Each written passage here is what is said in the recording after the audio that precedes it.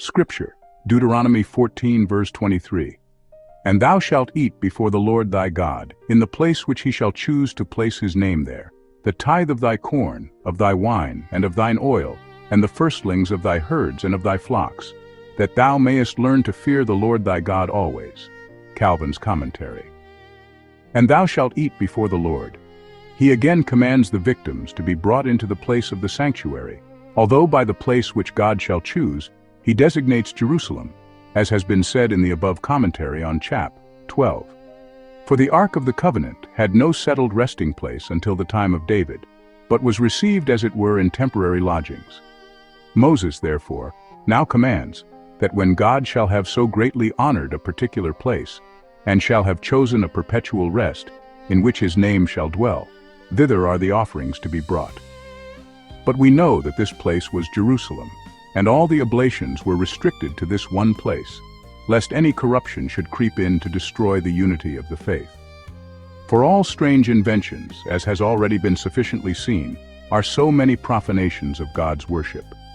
But whereas in chap. 12, Moses had promiscuously joined the tithes with the firstlings, and had made the same appointment with respect to both, he now relaxes the stringency of that law by adding an exception, viz., that if the way should be too long, a commutation might be made, and money might be paid instead of corn.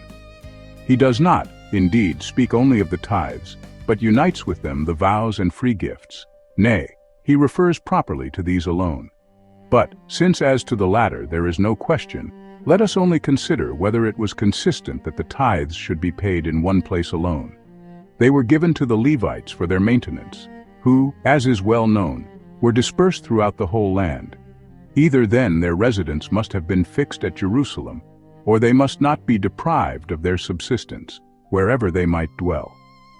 The command, therefore, appears to be absurd, that all the tithes of the whole land should be brought to Jerusalem, for that would have amounted to nothing less than to destroy the poor Levites by famine. This absurdity has compelled the commentators to fabricate a doubtful conjecture, viz., that the people voluntarily set apart certain tithes, which they might carry to Jerusalem at the festivals. But it is not probable that so heavy a burden was imposed upon them, 110, as that they should only keep at home what remained of the fifth part. But a nearer approach to probability would be that the tithes of the neighboring country, as convenience offered, were carried to Jerusalem, whilst those which were collected in more distant places were set aside there, but that they were accounted for at Jerusalem, so that upon a calculation of the number of their families, an equal distribution might be made to the Levites. Certainly, it is by no means probable that the respective tillers of the soil carried up to Jerusalem what the Levites, having received there, were compelled to take back again for the maintenance of their families. For what would have been the advantage of all this expense and trouble of carrying them backwards and forwards?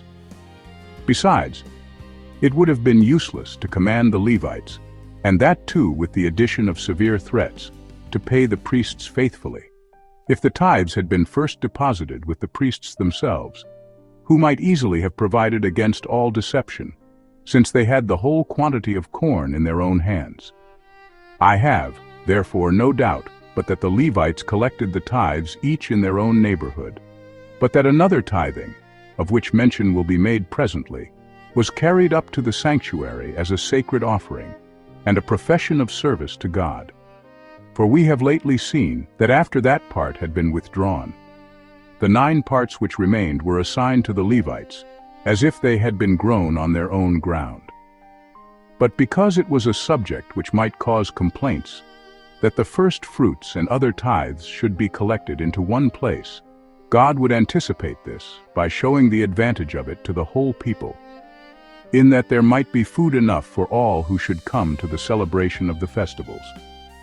For this is the meaning of the words, "Thou shalt eat before the Lord thy God," as if it had been said that the place should be sacred to God, to which the worshippers of God might come from the whole land. Yet he commands, in the meanwhile, the pure observation of his worship, lest a diversity of places might draw away the people in various directions to false superstitions. Hi.